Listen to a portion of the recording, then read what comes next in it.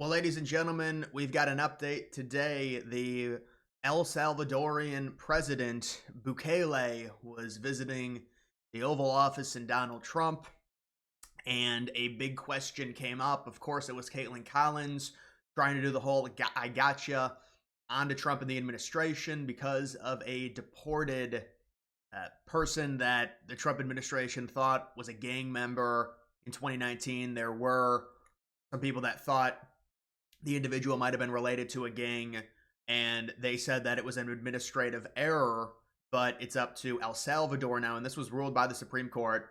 A bunch of liberals think, oh, they own Trump because the Supreme Court came out and unanimously said that, well, the individual must be brought back to the United States that was deported. Trump said it's an administrative error. It happens. I mean, there's 20 million illegals in the country because of liberalism. What do you want us to do? But this is a thing to where it comes down to Bukele. He has to, I mean, this is an individual, the person that got deported, the immigrant, he is a citizen of El Salvador. And so it's up to Bukele. If the Supreme Court ruled we have to facilitate, if El Salvador and their government wants him deported, we will facilitate it. And Trump's not fighting that. But El Salvador and Bukele said, it cannot happen. We cannot allow this individual to be free at this point. And so it's up to El Salvador, and they're trying to do this whole gotcha on Trump like it's his fault. And when it comes to deporting these people, I mean, Trump at this point is behind in the deportation numbers. We know how hard it is to deport these people. We know the costs. We don't know the exact number of self-deportations because it's reported there's been hundreds and thousands of self-deportations because of the initial deportations that we saw under Trump. It scared a lot of illegals, and they self-deported early on in the administration, like late January, early February. I don't know how the numbers are on that, but there are a lot of self-deportations. We know the deportation numbers are low. They have to build out the infrastructure to deport these people. And, you know, this is an individual that just got returned to sender, basically. And listen, the Supreme Court ruled, well, we have to facilitate his return. But that's if El Salvador wants to cooperate. And so Bukele says, well, no, this is like been an individual that's been ruled to be a terrorist. How can I snuggle a terrorist into the United States? That's what he says. So, you know, this is just a situation to where it's like, we're dealing with like 40 or 50 million illegals thanks to liberalism. This is what it is. It's modern day liberalism. It's the acceleration of immigration, and it destroys cultures, and it's already destroyed Europe at an accelerated pace. But when it comes to the United States, we're trying to push back against it at least a little bit, but we can't even do that. Now, whether or not you want to call this an administrative error by Trump or whatever, look, the point of it is this was someone that was deported, and the Supreme Court ruled that we had to facilitate their return. If El Salvador cooperates and wants their own citizen to be returned to the United States, which obviously they don't, because their leader is saying we're not going to allow it. So that's basically it. But you've got Caitlin Collins, and this is a 55-second clip, and then I'm also going to play this 5-minute clip because this is a good little spat here in the Oval Office with a lot of people involved: Pam Bondi, Stephen Miller, Rubio, and so we'll go ahead and play these different clips.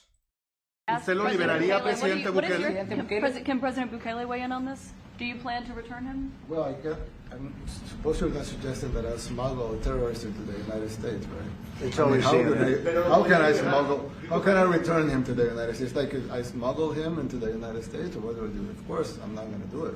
It's like, the question is preposterous. How can I smuggle a terrorist into the United States? I don't have the power to return him to the United States. So you can release him inside El Salvador? Yeah, but I'm not releasing, we're not very fond of releasing terrorists into our country. We just turned the murder capital of the world into the safest country of the Western Hemisphere, and you want us to go back into the releasing criminals so we can go back to being the... Right, and what he's saying is so key here. He's talking about this is why we deport criminals and gang members to El Salvador.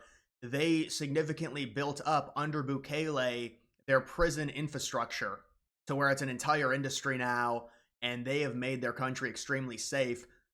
Liberalism would have never allowed that. Their country would be, just look at you look at some of these cities in the United States like Oakland and LA County and just how liberal they are, and it's very obvious they need to do a hardline stance like El Salvador did back in 2019, 2020 when he entered in.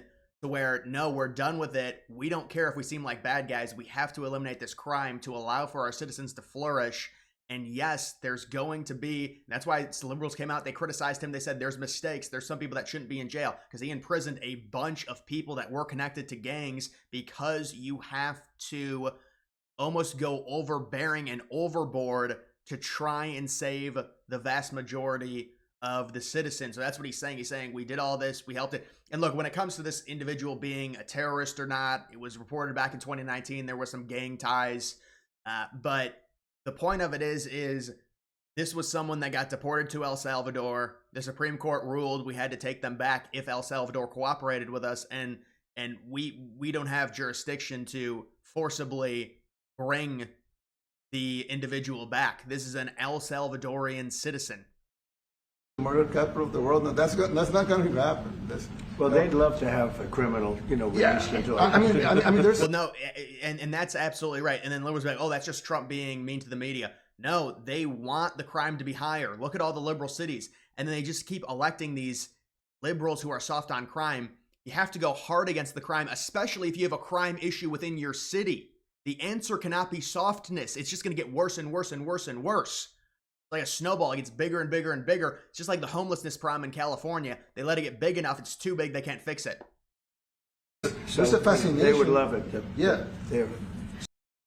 And then here's the bigger picture. This was right after Kaitlan Collins asked the question, talking about the alleged MS-13 member deported to El Salvador. And this was the member, this is what I was talking about, the member that, he's alleged. The Supreme Court said you got to bring him back. This is if El Salvador cooperates. Pam Bondi, Stephen Miller, Marco Rubio. Return the man who your administration says was mistakenly Which one is deported. it? The man who was mistakenly deported to El Salvador. Well, let me ask Pam, would you answer that question? Sure, President. First and foremost, he was illegally in our country. He had been illegally in our country. And in 2019, two courts, an immigration court and an appellate immigration court, ruled that he was a member of MS-13 and he was illegally in our country. Right now, it was additional paperwork had needed to be done. That's up to El Salvador if they want to return him. That's not up to us. The Supreme Court ruled, President, that if, as El Salvador wants to return him, this is international matters, foreign affairs, if they wanted to return him, we would facilitate it, meaning provide a plane. So will you return him? And you are doing a great job. Thank you. Wait a minute. Can you just also respond to that question? Because, it's asked by CNN, and they always ask it with a slant, because they're totally slanted because they don't know what's happening. That's why nobody's watching them. But would you answer that question also, please? Yes, gladly. So, as Pam mentioned, there's an illegal alien from El Salvador. So, with respect to you, he's a citizen of El Salvador. So, it's very arrogant even for American media to suggest that we would even tell El Salvador how to handle their own citizens as a starting point. As two immigration courts found that he was a member of MS-13. When President Trump declared MS-13 to be a foreign terrorist organization, that meant that he was no longer eligible under federal law, which I'm sure you know, you're very familiar with the INA, that he was no longer eligible for any form of immigration relief in the United States. So we had a deportation order that was valid, which meant that under our law, he's not even allowed to be present in the United States and had to be returned because of the foreign terrorist designation.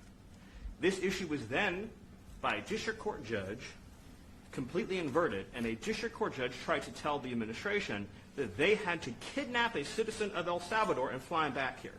That issue was raised to the Supreme Court, and the Supreme Court said the district court order was unlawful, and its main components were reversed 9-0 unanimously, stating clearly that neither Secretary of State nor the President could be compelled by anybody to forcibly retrieve a citizen of El Salvador from El Salvador, who again is a member of MS-13, which, as I'm sure you understand, rapes little girls, murders women, murders children, is engaged in the most barbaric activities in the world, and I can promise you if he was your neighbor, you would move right away.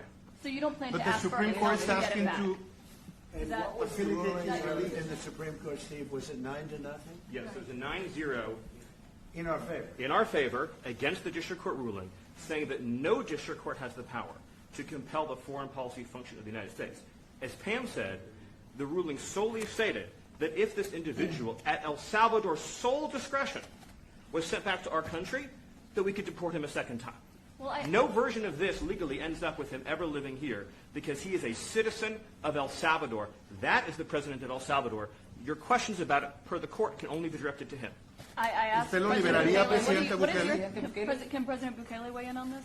Do you plan to return him? Well, I suppose you're going to suggest that I smuggle. Right, and then so I just showed that. So that was compelling on what Stephen Miller was saying there. Now, I do think it is disputed whether this is someone that actually is an MS-13 gang member. Obviously, it's very cut and dry. I don't really think this is an issue that liberals would really, although who knows, maybe they would, but that they would really bring up if this was like a confirmed gang member. Because how are you going to win a public argument about Trump deporting a MS-13 gang member? It's just ridiculous. So I think it's disputed, and there were people within ICE in 2019 that ruled, but he was looking for protection.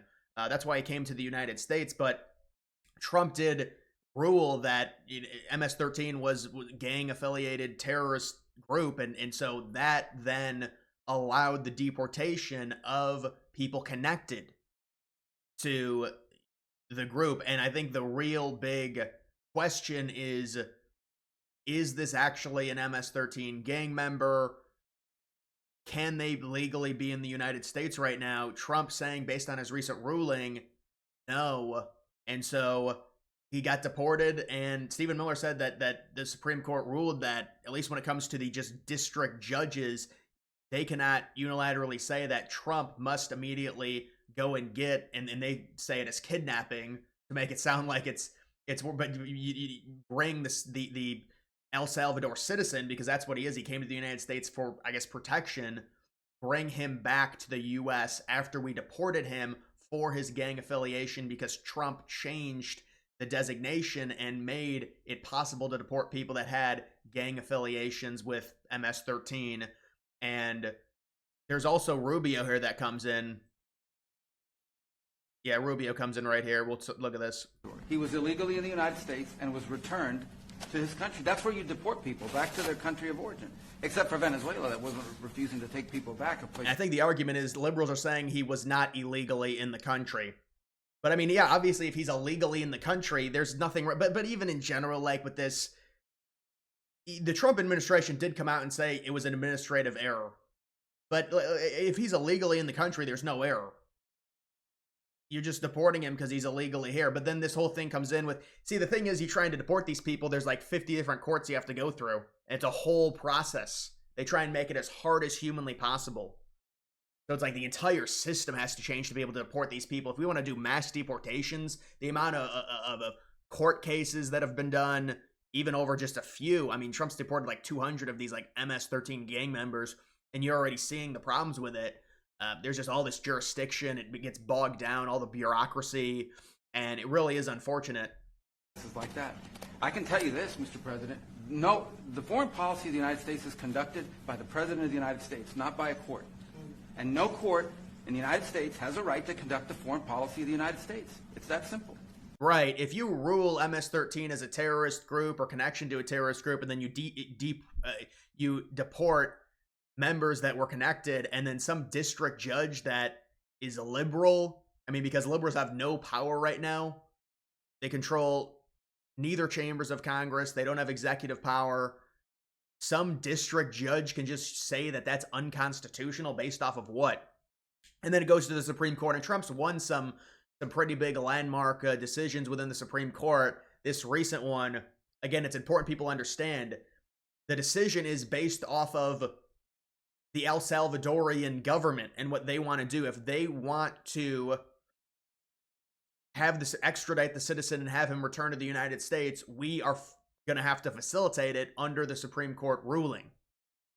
But that's if El Salvador wants it to happen, and Bukele is saying no. But this is just one individual fringe case where there are connections to a gang. You can argue on whether or not the individual is a part of the gang, but that's why this is the fringe case where liberals will try and argue it. The point of it is Trump is trying to make the country safer. He is trying to remove people that are connected to very violent organizations, and you're going to have to deal with a few fringe things. I mean, the point of it is a lot of Trump people are very disgruntled within the administration, and certainly a lot of people that are, on a little bit further right in terms of just the lack of deportations that we've seen. But there's just so much bureaucracy and so much paperwork and all these court cases and, you can't do this, it's unconstitutional. I mean, we saw a very nice shift on the Overton window within the last 8 or 9 years in terms of illegal immigrants, people here illegally. And the shift was, well, just deport the ones that commit crimes, which they all commit crimes because they're here illegally, but the ones that commit crimes outside of that. And it shifted from that to deport all of them. About 60% of the country wants all of them deported. And so when you have that, the problem is Trump gets elected because of it. Republicans win the House and the Senate because of it, but we can't actually do it because of these district judges. And this is like a fringe thing to where it's one individual who may or may not be connected, and the Trump administration said it's an administrative error, but now he's in El Salvador and he's a citizen of El Salvador, and El Salvador says they're not giving him up and they're not releasing him. So what do you want the administration to do exactly? It's up to El Salvador. That's what they're saying. And this is one of those things to where they're trying to get the Trump administration with egg on their face, like they obviously want the citizen returned to the United States. And they'll say, well, we love immigrants and it's human rights and all this. No, they just want Trump to look bad. That's what it is. Because if Trump was doing something good to where it was helping people, there would be no coverage of this. There would be no clawing by Kaitlan Collins to get an I gotcha with a good question. And I understand the question, but it's just funny how it works. And we understand the media game. It is what it is. But either way, guys, just interesting little spat there today that happened at the Oval Office. That's going to do it for this video. Make sure you follow me on X. Link to that's always in the description.